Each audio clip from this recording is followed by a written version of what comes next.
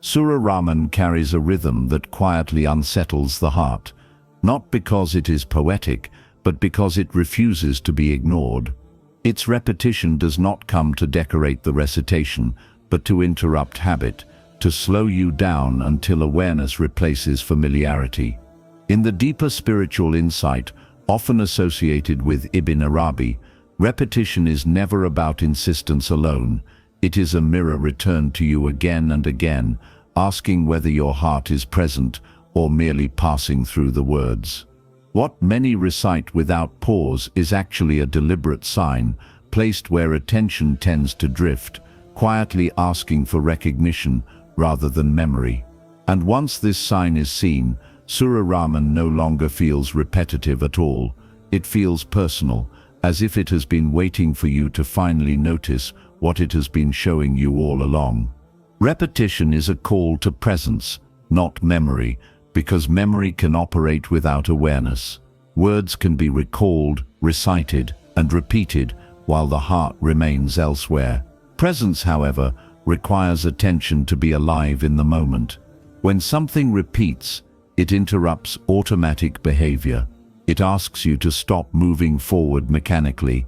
Repetition slows the inner pace, so awareness can catch up. What truly matters cannot be absorbed unconsciously. Habit is efficient, but it is not intimate. It allows actions to continue without engagement. When repetition meets habit, discomfort arises because habit prefers speed, presence prefers stillness.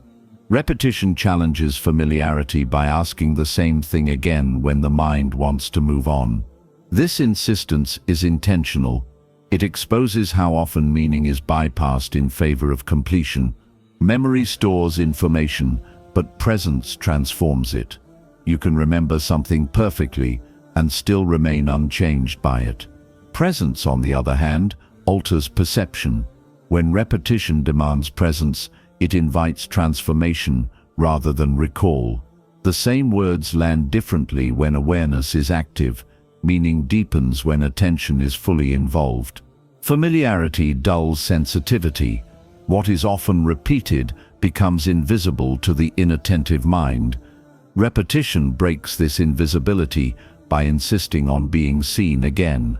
It challenges the assumption that understanding has already occurred. Presence reveals that knowing something once is not the same as living it. Repetition exposes this gap gently but firmly. What truly matters cannot be rushed, because depth requires time. Rushing belongs to efficiency, not understanding. Presence cannot be hurried without being lost. Repetition slows the rhythm of engagement. It creates space for reflection rather than reaction. This space allows meaning to settle instead of passing through unnoticed. Habit treats repetition as redundancy. Presence treats it as invitation. The difference lies in attention. When awareness is present, repetition becomes layered rather than boring.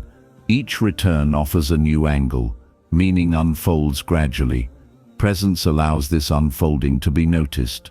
Repetition also reveals inner states. Each time something is repeated, you meet it from a different emotional or mental condition. Sometimes you are open, sometimes distracted, sometimes resistant. Presence notices these shifts. Memory ignores them. Repetition becomes a mirror for awareness. What is rushed is rarely integrated. It may be completed, but not absorbed. Presence integrates by staying with experience. Repetition supports this integration by returning attention to the same point. Over time, understanding moves from concept to embodiment. This movement cannot happen through memory alone. Familiarity creates the illusion of mastery. Presence reveals ongoing learning. Repetition dismantles the illusion that something is finished. It reminds you that truth deepens with attention. What truly matters remains relevant no matter how many times it is encountered. Presence keeps it alive. Repetition also tests sincerity. Are you engaging because you must, or because you are present? Habit seeks to finish. Presence seeks to meet. Repetition exposes this difference without judgment. it simply returns again. The response reveals the state of awareness. Memory operates in the past. Presence lives in the now. Repetition pulls attention out of memory and back into immediacy. It prevents meaning from becoming static. What matters stays dynamic when presence is involved. Repetition sustains this dynamism. What truly matters often resists immediate understanding. Its depth cannot be grasped quickly. Repetition honors this depth by allowing gradual approach. Presence allows patience. Together they create understanding that grows rather than concludes. Rushing through familiarity protects comfort. Presence risks discomfort by slowing down. Repetition invites this risk. It asks you to notice what you usually ignore. This noticing can be unsettling, but it is honest. What matters deserves honesty. Repetition also trains attention. Each return strengthens awareness. Over time, presence becomes more natural. Familiarity loses its numbing effect. Meaning stays accessible. Repetition becomes a discipline of attentiveness. Repetition is not about remembering more, but about noticing more.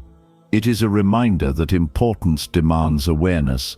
What truly matters asks to be met fully, not efficiently. Presence answers this call. Repetition ensures the call is heard. The repeated question exposes what the heart overlooks by returning attention to what has quietly faded into the background of awareness. When something is asked again and again, it is not because the answer is missing, but because presence is. The heart often moves ahead, while the words remain behind. Repetition gently interrupts this movement. It asks the heart to pause and look again. What was once vivid becomes ordinary through familiarity. The repeated question restores sharpness to perception. Blessings are easily named because language is quick and practiced. The tongue can acknowledge what the heart has not fully absorbed. Words of gratitude may flow, while inner appreciation remains shallow. This gap is subtle but real. The repeated question draws attention to this gap without accusation. It simply returns, inviting honesty. Gratitude that lives only in speech lacks depth. The heart overlooks blessings not out of ingratitude, but out of adaptation. What is constantly present stops being noticed. Comfort becomes invisible. Stability is taken for granted. Repetition breaks this invisibility. It highlights what has been normalized. The question insists on awareness where habit has settled. Lived gratitude is different from spoken gratitude because it shapes behavior, not just expression. It influences patience, humility, and care. The repeated question reveals whether gratitude has reached this level. If gratitude is lived, it changes how one responds to difficulty. If it remains verbal, it fades quickly. Repetition tests this difference gently. The heart often focuses on what is lacking rather than what is present. Desire draws attention forward, away from what already exists. The repeated question redirects this focus. It pulls awareness back to what is already given. This redirection feels uncomfortable because it challenges dissatisfaction, yet it restores balance. Blessings recognized with the tongue can coexist with resentment in the heart. This contradiction often goes unnoticed. The repeated question brings it to the surface. It asks whether acknowledgement is sincere or automatic. The heart cannot hide behind repetition. Each return exposes inner truth more clearly. Gratitude that is lived reshapes perception. It allows small things to feel significant. It softens reactivity and strengthens trust. The repeated question asks whether this reshaping has occurred. If not, it continues to return, not to shame but to teach awareness through consistency. The heart overlooks blessings when attention is scattered. Distraction weakens appreciation. Repetition gathers attention back to a single point. It concentrates awareness. In this concentration, blessings regain weight. What was overlooked becomes meaningful again. Lived gratitude requires presence in ordinary moments. It is easy to be grateful during ease and relief. The repeated question appears even during difficulty. It asks whether gratitude depends on conditions. This exposure reveals depth. Gratitude that survives hardship is rooted. Repetition cultivates this rooting. The tongue often responds before the heart has time to feel. Language moves faster than awareness. Repetition slows this process. It allows feeling to catch up with speech. This alignment is essential. Without it, gratitude remains superficial. The repeated question also reveals resistance. Sometimes the heart resists acknowledging blessings because pain feels more immediate. Repetition does not deny pain. It asks whether pain has eclipsed perception entirely. This question restores proportion. Blessings and pain coexist, but awareness often favors one. Repetition trains sensitivity. The heart becomes more alert to what it previously ignored. Gratitude becomes less performative and more embodied. This transformation is gradual. It cannot be forced. Repetition supports it patiently. The exposure created by repetition is quiet but persistent. It does not demand change. It invites reflection.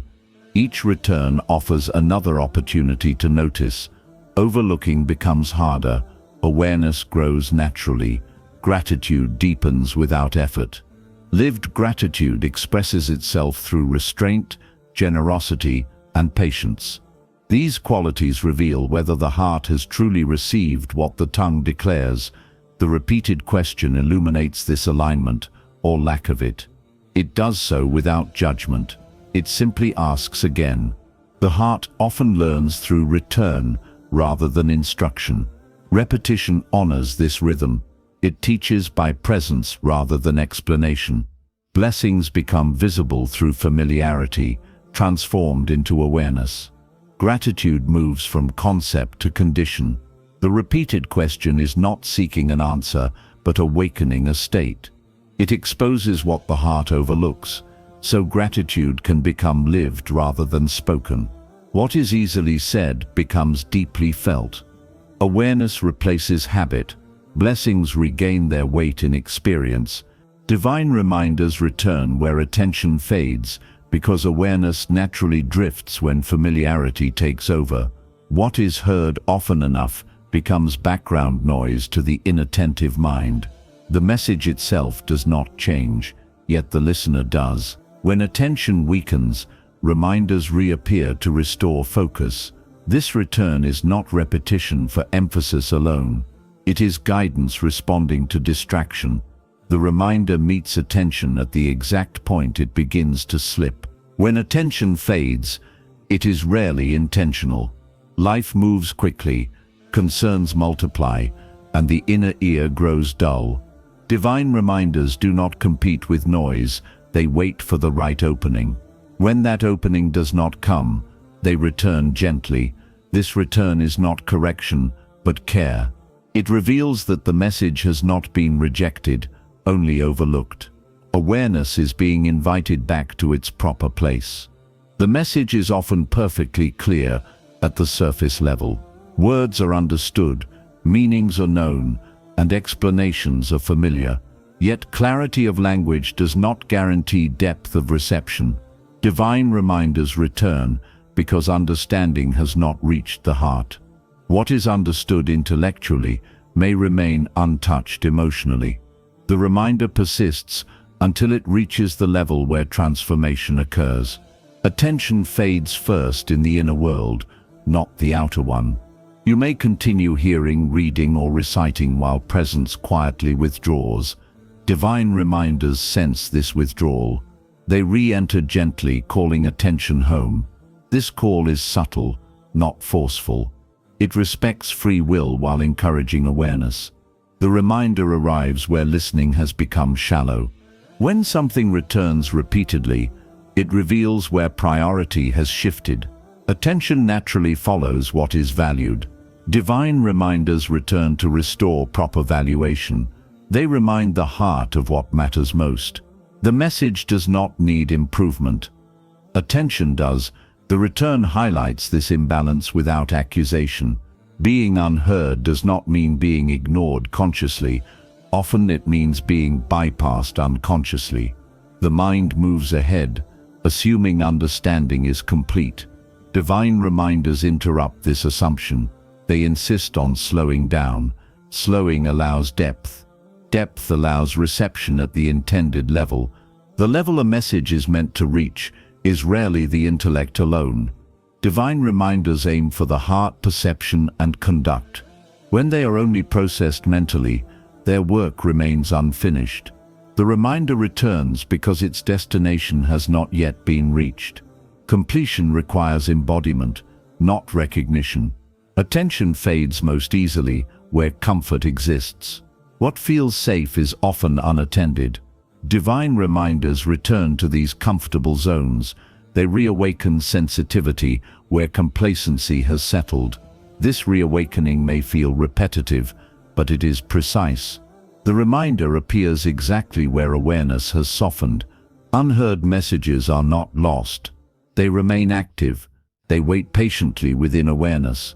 Divine reminders resurface when the moment is right. This timing reflects mercy rather than insistence. The message returns when the heart is more capable of receiving it. Growth determines timing, not urgency. The return of a reminder also reveals compassion. Instead of withdrawing after being missed, it comes back. This persistence shows care for the listener's development. The message does not abandon its purpose. It adapts to the listener's state. Attention is guided rather than forced. Attention often fades under pressure or distraction. When life becomes demanding, awareness narrows. Divine reminders widen perception again. They bring attention back to what stabilizes the inner world. This stabilization is necessary for balance. The reminder returns to restore this balance. Hearing at the correct level requires stillness. Divine reminders often return to invite this stillness. They slow the inner pace. In slowing, awareness deepens. What was previously heard superficially becomes meaningful. The message finally arrives where it belongs. The persistence of reminders teaches patience. Growth does not happen all at once. Attention must be trained gradually. Divine reminders support this training through repetition. Each return strengthens awareness slightly more. Over time, hearing becomes listening. The reminder's return also reveals readiness. It appears when awareness can handle more depth. Earlier, it may have been heard but not absorbed. Now, conditions have shifted. The same message feels different. This difference shows that attention has matured. Divine reminders do not return to add new information. They return to awaken dormant perception. What was always present becomes visible again. The message has not changed. The listener has. This change allows deeper reception. Divine reminders return because attention is dynamic. It wanders and returns. The message follows this movement patiently. It waits to be heard where it matters most. What is repeated is not unclear. It is simply waiting to be received at the level it was always meant to reach. Each repetition meets you in a different inner state because you are never the same listener twice. Even when the words remain unchanged, the one receiving them has shifted. Awareness carries the memory of everything lived since the last encounter. Emotions have moved, questions have evolved, and understanding has subtly rearranged itself. What once felt distant may now feel personal. Repetition reveals this inner movement quietly. The words act as a mirror reflecting who you are now.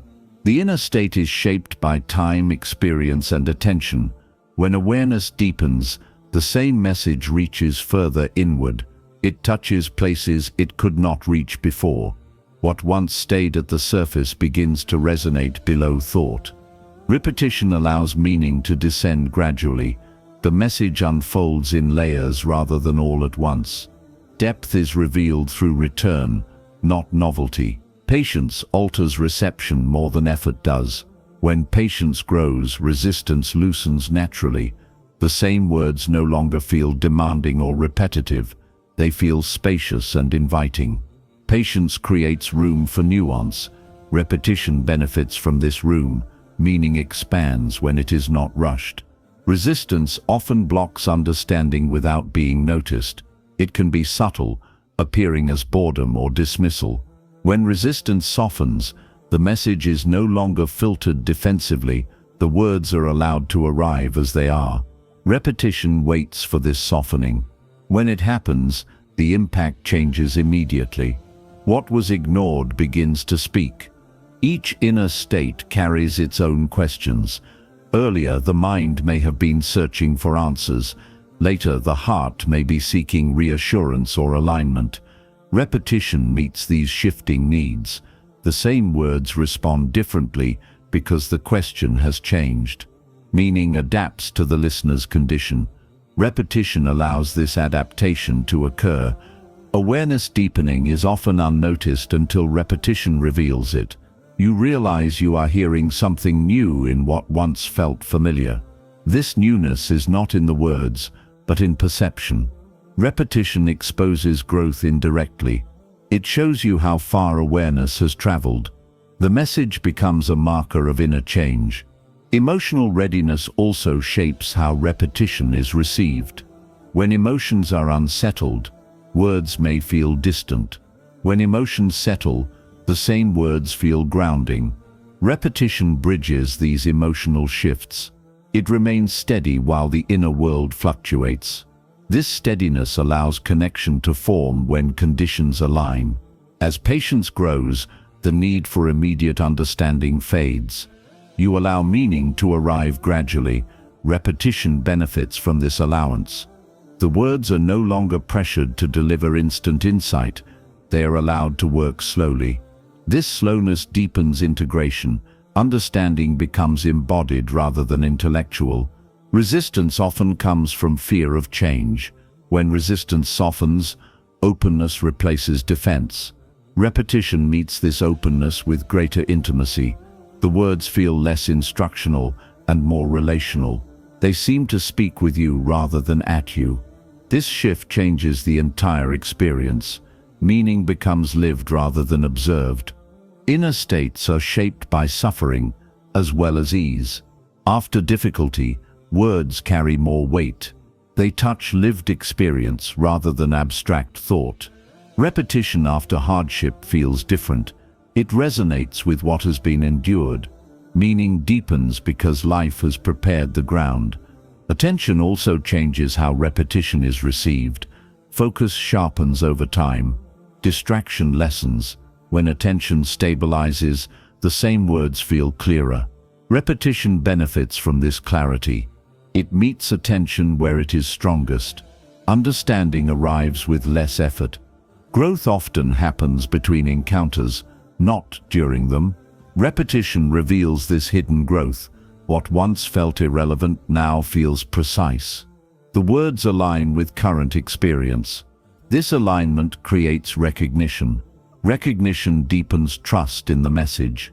Repetition becomes confirmation rather than repetition. As awareness matures, interpretation becomes simpler. You stop overthinking. The words land directly. Repetition feels less analytical and more immediate. Meaning is sensed rather than explained. This simplicity is a sign of depth. Repetition supports this transition. Resistance softening also allows vulnerability. When vulnerability is present, words are felt emotionally.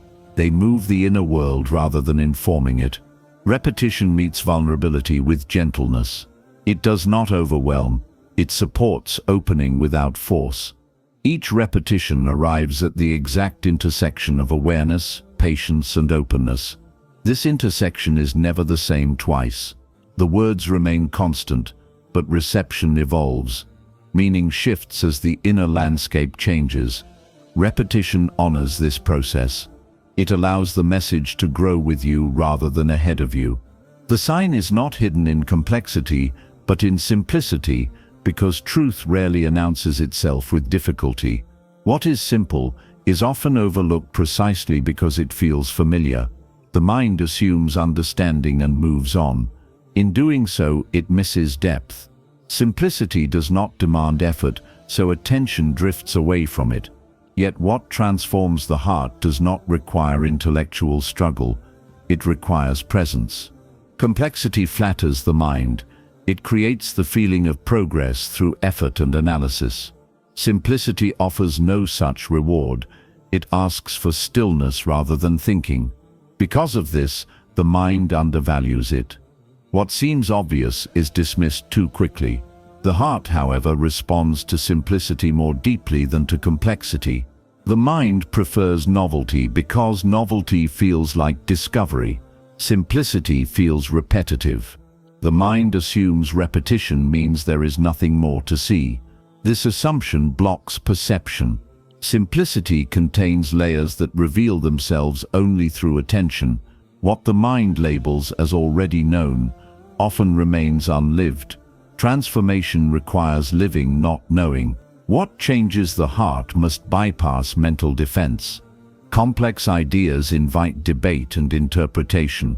Simple truths slip past resistance quietly. They do not argue or persuade. They simply remain.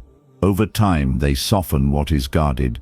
The heart opens not through explanation, but through recognition. Simplicity feels insufficient to the intellect.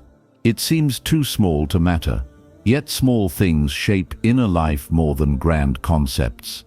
A simple reminder repeated with awareness penetrates deeper than complex instruction. The heart responds to what is clear and direct.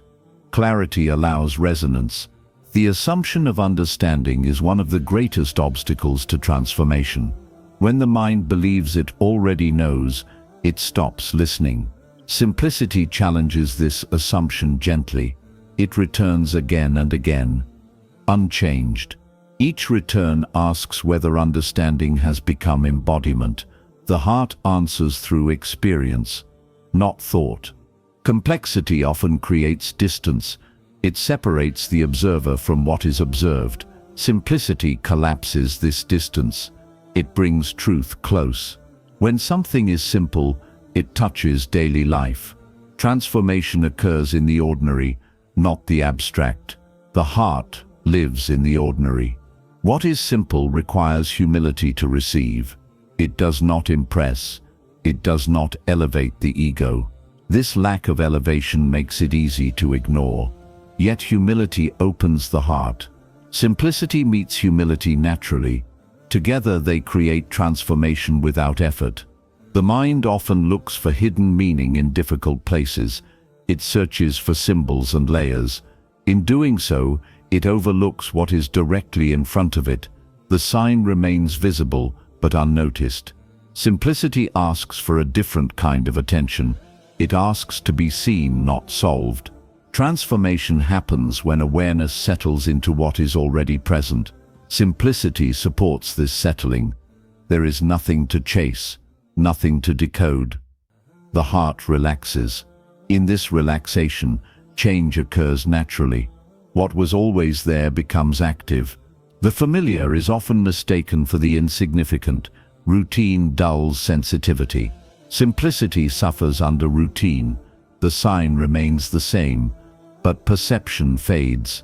When attention returns, simplicity regains its power. The heart remembers what the mind ignored. Complexity keeps transformation at a distance by turning it into a project. Simplicity makes it immediate. There is nothing to prepare, nothing to achieve, only to notice. This immediacy unsettles the ego. It removes excuses for delay. What the mind assumes it understands rarely shapes behavior. What the heart receives reshapes perception. Simplicity moves directly into behavior. It changes how one responds, not how one thinks. This change is subtle but lasting. It does not announce itself. Simplicity also invites repetition. Because it does not overwhelm, it can return without resistance. Each return deepens impact.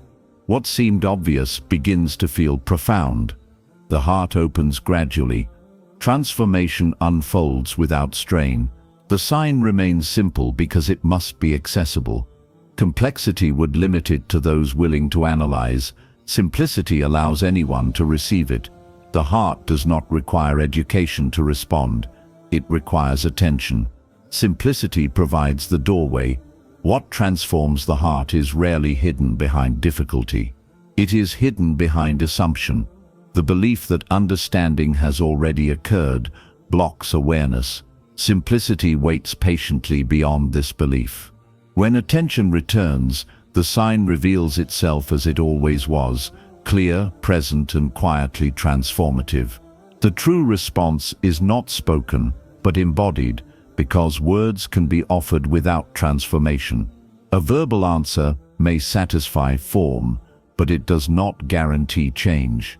What is asked is not confirmation, but movement within perception. The question seeks to be lived, not answered aloud. When response remains only in language, it stays external. Embodiment brings it into daily life. Meaning settles where behavior reflects awareness. Speech is easy. Embodiment is demanding.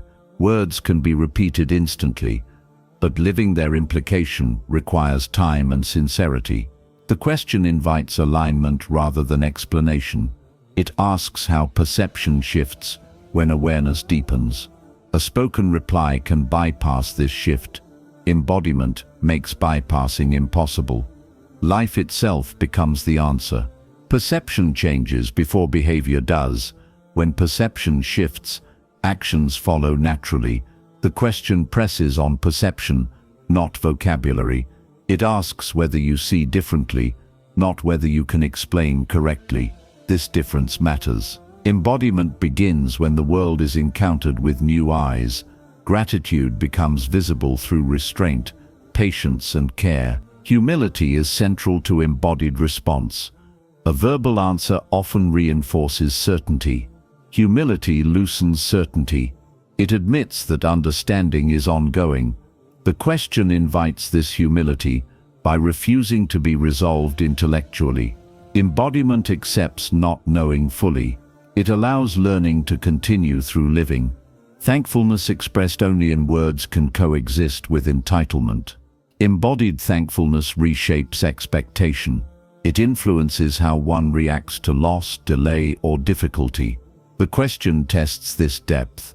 It asks whether gratitude remains when comfort fades. Only embodiment can answer that honestly. The invitation is subtle but persistent. It does not demand declaration. It observes conduct. How you listen, wait, and respond becomes the reply. The question lingers until perception shifts enough to alter behavior. When behavior changes, no words are needed. The response has already been given. Embodiment requires consistency. Words can be offered once and forgotten. Living the answer demands repetition. Each moment becomes an opportunity to respond again. This ongoing response reveals sincerity. The question measures this continuity quietly. Embodiment proves understanding over time. Perception shifts first in small ways. You pause before reacting. You notice what was previously ignored. These changes seem minor, but they are significant. The question is working inwardly. Embodiment grows through these subtle adjustments. The response unfolds gradually. Humility expressed verbally may sound convincing. Humility embodied appears as openness. You listen more and assert less. You recognize limits without defensiveness. The question invites this posture. It does not seek agreement but receptivity. Embodiment reflects this receptivity naturally. Thankfulness embodied reshapes priorities. What matters becomes clearer. Complaints soften. Expectations adjust. The question reveals whether gratitude has reached this level. Words alone cannot show it. Daily choices do. Embodiment turns appreciation into orientation. The question remains unanswered. As long as it is treated intellectually, it resolves itself only when lived. This resolution feels quiet, not dramatic. There is no announcement. The response is seen in how life is carried. Embodiment completes what speech begins. Embodied response also influences relationship. How one treats others reflects perception.